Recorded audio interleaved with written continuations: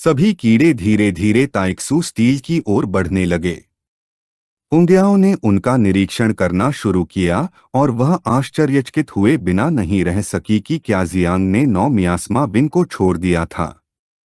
उसने ताइक्सू स्टील को घेरने के लिए सभी कीड़ों को छोड़ दिया था। यह इतना रहस्यमय था कि अजय सपने देखने वाले ने भी इसका इस्तेमाल ज्ञान के लिए किया था।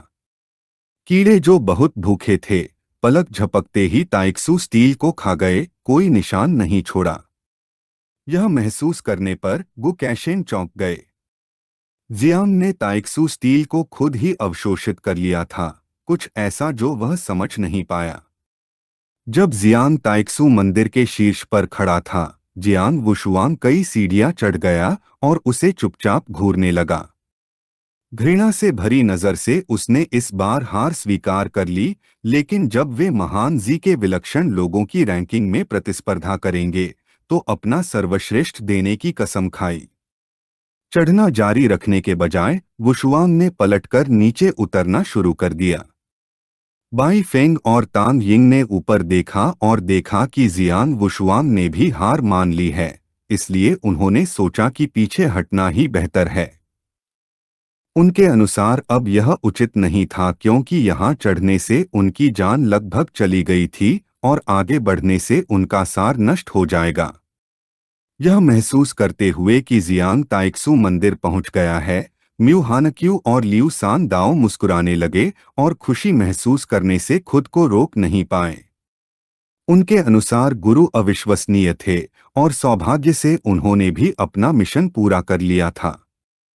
सिस्टम की एक रैंकिंग विंडो आसमान में दिखाई दी। सूची में पहले स्थान पर 1008 चरणों के साथ जियांग चेन थे, दूसरे स्थान पर 623 चरणों के साथ जियांग वुशुआंग थे, तीसरे स्थान पर 609 चरणों के साथ बाई फेंग थे, पांचवें स्थान पर 600 चरणों के साथ तांग यिंग थे, छठे स्थान पर 304 चरणों के साथ लेइजी और लियू बिजाई थे और अंतिम स्थान पर 300 चरणों के साथ लियू सान दाओ और म्यू हानक्यू थे। गु कैशेन, जो अपनी बाहें क्रॉस किए हुए था, मुस्कुराने लगा, क्योंकि जियांग चेन के बिना बाकी लोग इतनी दूर तक नहीं पहुंच पाते। हांग याओ ने जियांग को कोमल नजर से देखना शुरू किया। उसके लिए वह अविश्वसनीय था और यह नई पीढ़ी पहले की तुलना में बहुत मजबूत थी। कई मिनट बीत गए और जियांग कुछ भी नहीं करते हुए स्थिर खड़ा रहा, और यह महसूस करने पर हांग याओ कुछ हद तक भ्रमित हो गया और आश्चर्यचकित नजर से सोचने लगा कि जब बाकी सभी पहले ही नीचे आ चुके थे तो वह वहां क्यों खड़ा रहा। जियांग अपने अवचेतन में था। ताइक्सू स्टील को कीड़ों के घोंसले में टेलीपोर्ट किया गया था और छोटी नाइन ने उसे गले लगाया और उसका स्तर 22 से 25 तक बढ़ गया, कई हजार भक्षण मूल्य प्राप्त किया। जब उसने कहा था कि वह स्टील खाना चाहती है तो उसका मतलब था कि उसे वापस कीड़ों के घोंसले में ले जाना। अब वह इसका आनंद ले रही थी और उसने कई बार स्तर भी बढ़ाया था। जब वह ताइक्सू स्टील को एक बच्चे की तरह गले लगा रही थी तो जमीन पर लेटे जियांग ने अपने हाथों को अपने कूल्हों पर रखा, उसे देखना शुरू किया और खुद को मुस्कुराने से नहीं रोक पाया, क्योंकि कीटों के भक्षण मूल्य में भी भारी वृद्धि हुई थी। इस दर पर वे जल्द ही तीसरी पीढ़ी का प्रजनन करने में सक्षम होने जा रहे थे। उसे नहीं पता था कि स्टील और नाइन मियास्मा पंख किसी तरह से जुड़े हुए थे या नहीं। ताइक्सू स्टील की सांख्यिकी खिड़की दिखाई दी। यह मूल रूप से एक रसातल लंगर पत्थर था। रसातल के तल पर स्थित यह एक कॉम्पैक्ट कलाकृति थी और रसातल के मूलभूत सार में से एक थी। ताइक्सू स्टील रसातल से आया था और यह देखते हुए कि नन्हा नाइन रसातल का शासक था, यह आश्चर्य की बात नहीं थी कि वह किसी से भी ज्यादा स्टील चाहती थी। जियांग कीट घोंसले से बाहर आया और वास्तविकता में लौट आया और उस पल जिस स्थान पर ताइक्सू स्टील था, यह देखते ही जहरीली धुंध दिखाई देने लगी। जियांग सतर्क हो गया और साथ ही भ्रमित भी हो गया। जबकि उसका शरीर जहरीले कोहरे से घिरा हुआ था, उसे दूसरी जगह ले जाया गया। उसे ताइक्सू क्षेत्र के स्वामी के रूप में पहचाना गया था। चाहे वह खुद को कहीं भी पाए। एक ही विचार से वह किसी भी क्षण ताइक्सू क्षेत्र में वापस टेलीपोर्ट कर सकता था।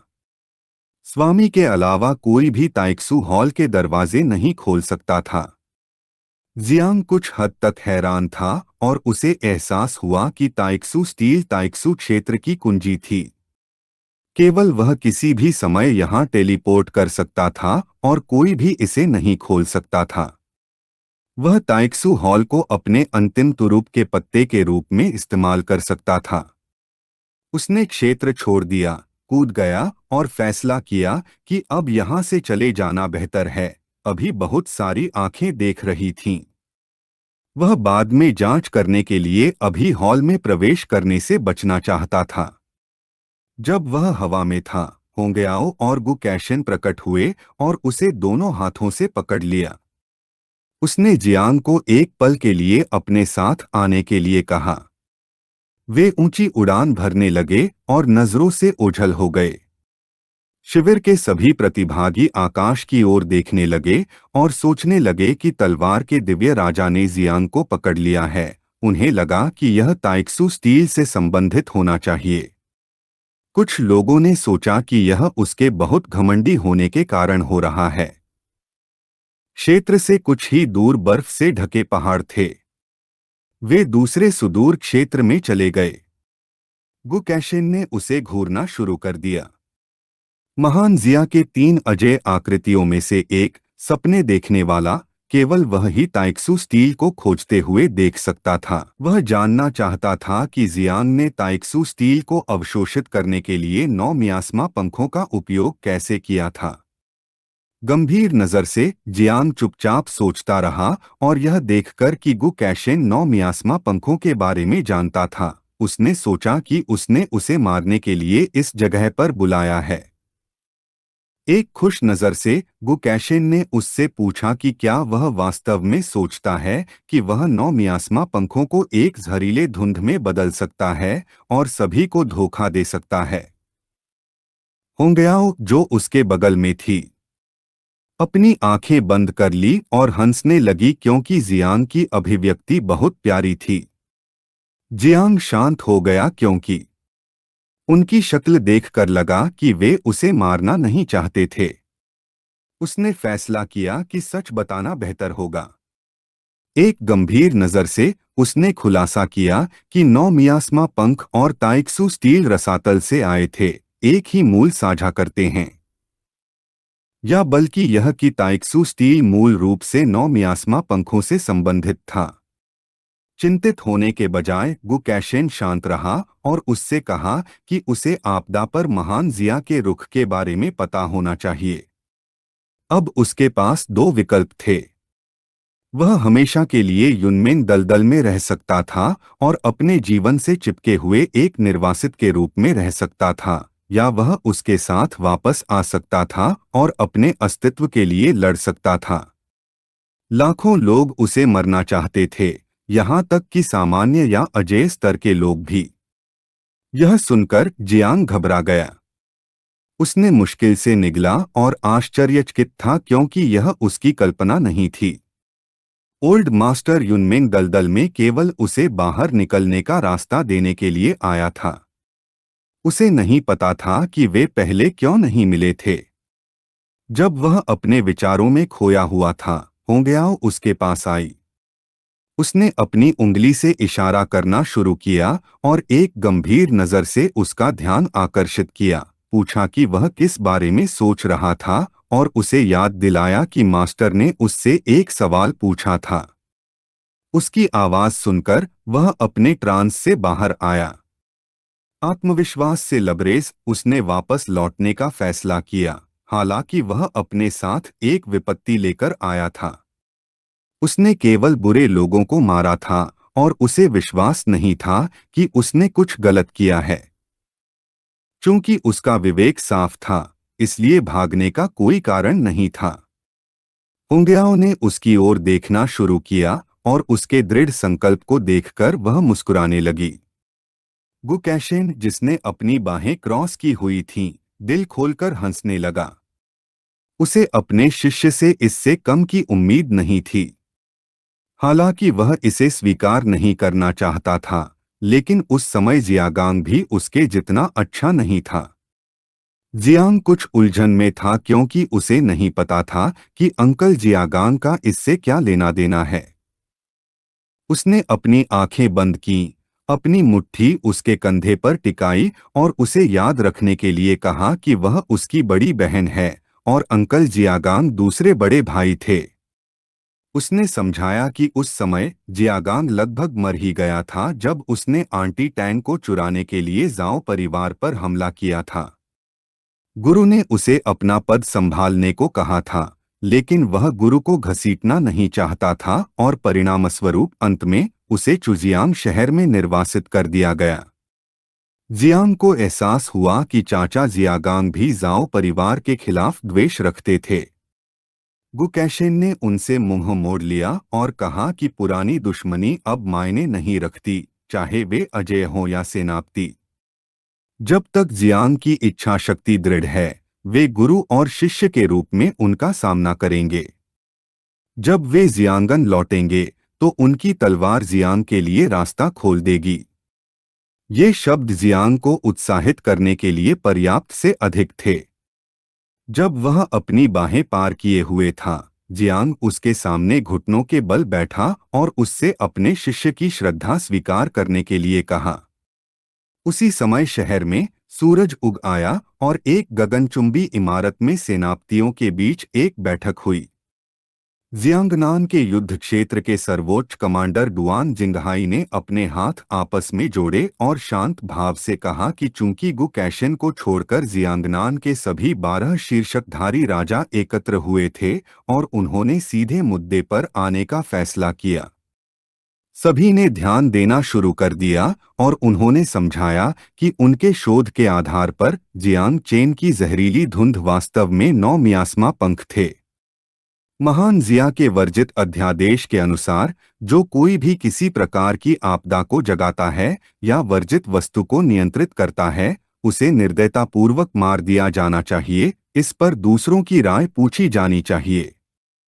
म्यूहेनक्यू के दादा म्यूहेनियन नामक एक लाल बालों वाले व्यक्ति ने अपना हाथ उठाया और मुस्कुराते हुए कहा कि यद्यपि 9 मियास्मा पंखों ने पिछले युगों में बड़ी तबाही मचाई थी, लेकिन वर्तमान में उस पैमाने तक बढ़ना लगभग असंभव था। उनका मानना था कि जब तक जियांग चेन उचित निगरानी में है, तब तक यह कोई बड़ी समस्या नहीं होनी चाहिए और सबसे खराब स्थिति में भी वे 9 मियास्मा विंस को आसानी से ले सकते हैं और उसे नष्ट कर सकते हैं। जियांग को मारने की कोई जरूरत नहीं है।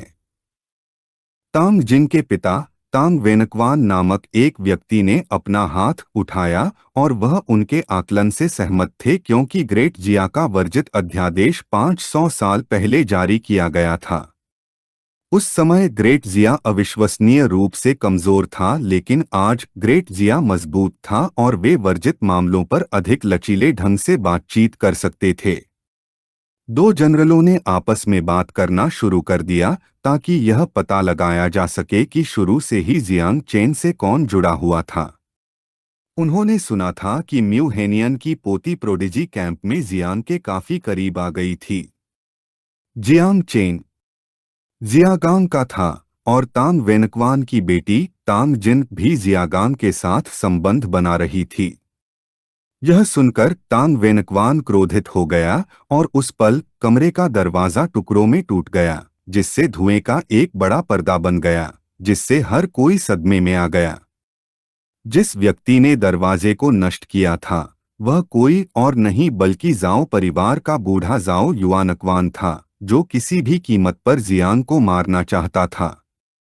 जबकि उसका शरीर एक शक्तिशाली ऊर्जा से घिरा हुआ था, उसने उन पर तलवार तानना शुरू कर दिया और घृणा से भरी नजर से उसने उनसे कहा कि जो कोई भी जियांग चेन के लिए बोलने की हिम्मत करता है, उसे पहले उसका स्वाद चखने के लिए तैयार रहना चाहिए। जनरल जाओ को देखकर डुआन घबरा गया और गु कैशिन से माफी मांगी। अगर जनरल जाओ हस्तक्षेप नहीं करते, शायद वह इस पर बातचीत करने में मदद कर सकता था, लेकिन अब वह अकेला था। उसे उम्मीद थी कि वह जियांग की आंख मूंदकर रक्षा नहीं करेगा और डूब भी जाएगा। कुछ घंटों के बाद डुआन, जियागांग और अन्य लोग उस क्षेत्र में पहुंचे जहां शिविर उतरने वाला था, और उन्होंने बताया कि जनरल जाओ ने सेलेस्टियल पनिशमेंट स्क्वाड्रन को तैनात किया था। वे सभी पास के इलाके में छिपे हुए थे। जियागांग के अनुसार यह एक भव्य परिदृश्य था और उसे यह भी एहसास हुआ कि जियांग चेन और अन्य लोगों को जल्द ही वापस लौटना होगा। गुस्से से देखते हुए उसने तलवार की मूठ पकड़ ली। अगर लड़ाई छिड़ गई तो वह और तांग जिन अपनी तलवारें खींच लेंगे। पुरानी शिकायतें और नई शिकायतें एक साथ हल होने वाली थीं। उसने डुआन फेंग को बताया कि कुजियांग की नाइट वॉच अब उसके हाथों में है।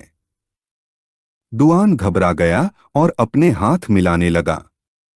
जब उसने शादी में हस्तक्षेप किया था तो डुआन उसके साथ था, और अब वह फिर से परेशानी खड़ी करने को तैयार था।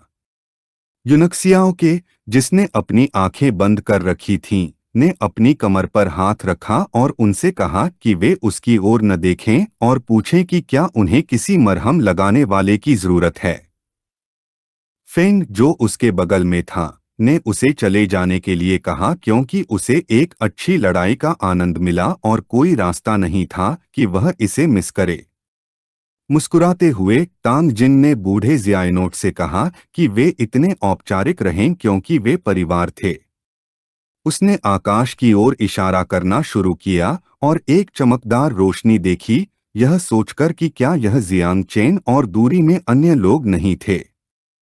दूर नहीं, एक पहाड़ पर बूढ़े जाओ का दस्ता था जिसने अपना लक्ष्य पाया। उसने अपनी उंगली से आकाश की ओर इशारा करना शुरू किया और स्वर्गीय दंड दस्ते को तैयार होने का आदेश दिया और दिव्य क्रॉसबो को भी शूट करने के लिए तैयार होने के लिए कहा। उसका आदेश सुनकर पुरुषों ने अपने क्रॉसबो निकाले और आकाश की ओर निशाना लगाना शुरू कर दिया।